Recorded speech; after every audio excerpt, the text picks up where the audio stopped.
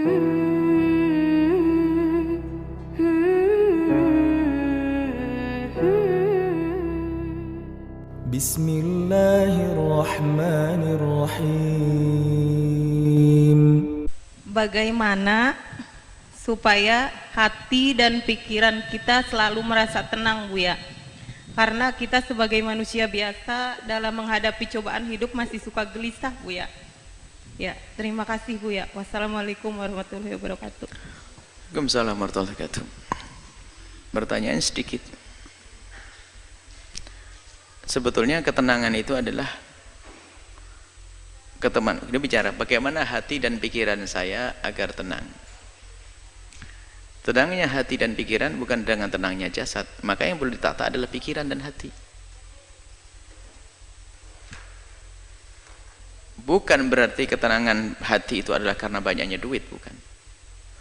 Itu orang kaya juga gelisah kok kadang-kadang. Bukan ketenangan batin itu karena suaminya ganteng, tidak, atau istrinya cantik, bukan. Jadi memang ketenangan murni di dalam hati kita. Nah, tinggal sekarang itu bagaimana agar hati itu tenang. Jawabannya sederhana, hati dan pikiranmu kau sambungkan dengan apa dan siapa. Kalau hati dan pikiranmu engkau sambungkan dengan sesuatu yang bikin gelisah, ya gelisah. Coba, kalau hati dan pikiranmu, orang boleh mencari dunia, tapi tidak boleh menggantungkan hatinya dengan dunia tersebut.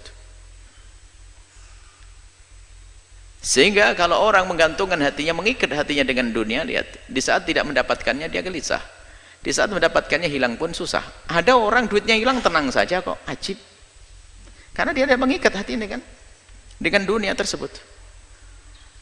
Maka dengan Allah lah, itulah ketenangannya ada dengan Allah. Kalau sudah orang dengan Allah, duitnya hilang nggak susah, malah ngasih 1 miliar bangun pondok. Coba, lah kok bisa ini? Coba yang hatinya nggak sambung dengan Allah, 1 miliar ini buat abimat 2, dapat tambah gede duit saya. Tapi enggak, hatinya tenang, kehilangan duit 1 miliar kok. Ini duitnya jatuh 100.000, puyengnya setengah mati, nangis-nangis. Nah, ini urusannya hati kita dengan siapa?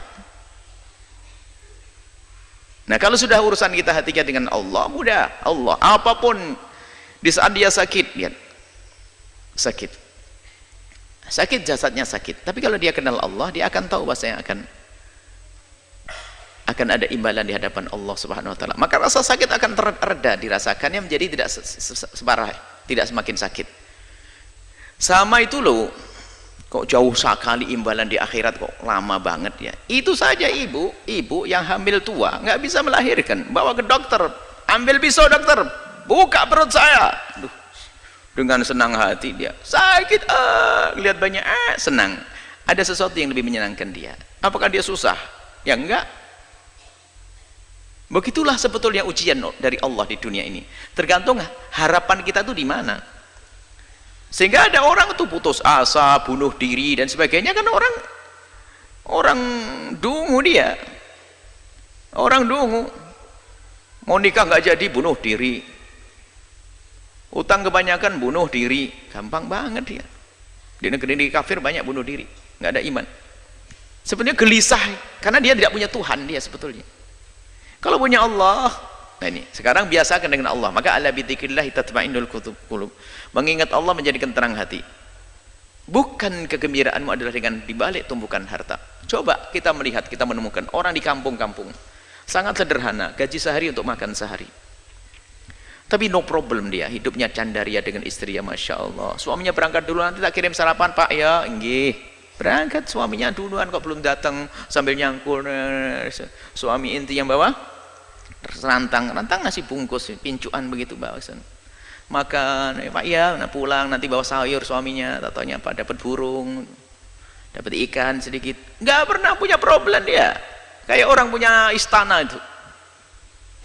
Tapi yang rumahnya gede, mobil mewah itu belum tentu senang dia, karena urusan bukan dunia, gelisah.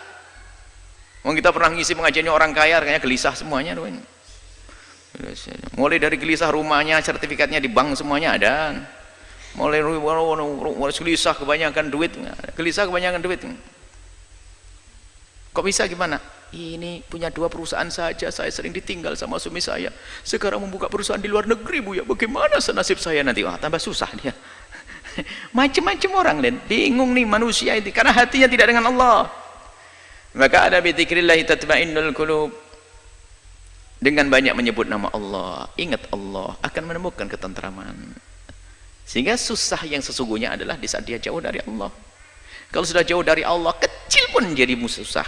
Tapi kalau dengan Allah, bencana pun kayak apapun akan menjadi sebab dia senang. Karena ini dari Allah. Sehingga para solehin itu kalau diuji dengan kefakiran, selamat datang dengan syiarnya orang-orang besar. Kefakiran syiarnya orang-orang besar. Dia tidak menganggap sebuah kerendahan. Tapi lihat yang tidak punya iman, nasib sudah sholat tetap melarat, Tuhan tetap melarat. Kurang ajar sama Allah nih. Gimana bisa bahagia dengan Allah saja curiga begitu, dengan Allah sudah nggak benar. Baik ya, kuncinya adalah bagaimana hati kita. Kita biasakan dengan Allah, dengan Allah. Hakikatnya seperti itu. Tapi di samping itu juga kalau kita berkumpul dengan kemuliaan, Anda akan menemukan kesejukan. Karena apa? Allah akan turunkan rahmat di tempat semacam ini. Anda bergabung di tempat-tempat mulia.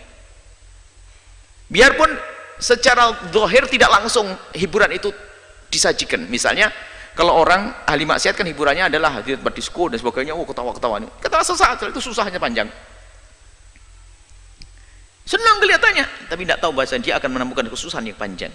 Tapi kalau kita menghadiri tempat mulia semacam ini, dijanjikan oleh Allah ada rahmat diturunkan, Anda semakin sejuk. Anda berkumpul dengan orang senang, orang baik, lihat, ada kesejukan. Lihat. Jujur, kita dengan orang soleh saja, kita lupa kok dengan segala permasalahan. Kalau Anda duduk dengan orang yang sangat Anda cintai dari ulama-ulama orang soleh, Anda duduk saat hilang kalau utang lupa, ini lupa, sakit lupa. Itu hanya dengan orang soleh.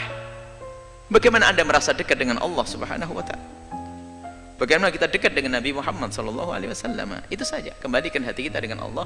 Biasakan berzikir, merenungi ya. Merenungi tentang nasib kita nanti di akhirat. Bagaimana urusan dunia, rendahnya dunia. Kalaupun mencari dunia hendaknya untuk Allah. Sudah menjadi orang kaya boleh, bukan dilarang. Tapi bukan hanya untuk menyuburkan kesombongan kita, untuk membesar kerakusan kita. Kalau kita hanya mencari dunia hanya untuk dunia tersiksa, seperti diingatkan oleh Nabi, kalau ada orang hatinya itu rakus, dikasih lembah emas 1 minta 2, dikasih 2 minta 3, kasih ini. Dan unik, orang itu punya pabrik 6, itu pabriknya triliunan semuanya tuh. Itu kebakaran hancur 3, itu masih nangis nyungsep masuk rumah sakit. Bodoh banget dia, masih ada 3. 3-nya saja masih kaya raya dia. 3 perusahaannya masih berjalan, 3-nya runtuh, itu nyungsep dia masuk rumah sakit. Ya, kasihan benar tuh manusia. Semoga Allah menjaga hati kita, hati dengan Allah. Maka di saat Anda kaya yang sesungguhnya, Anda bisa menjadi fakir, Anda kaya dengan Allah. Indah. Allahu a'lam.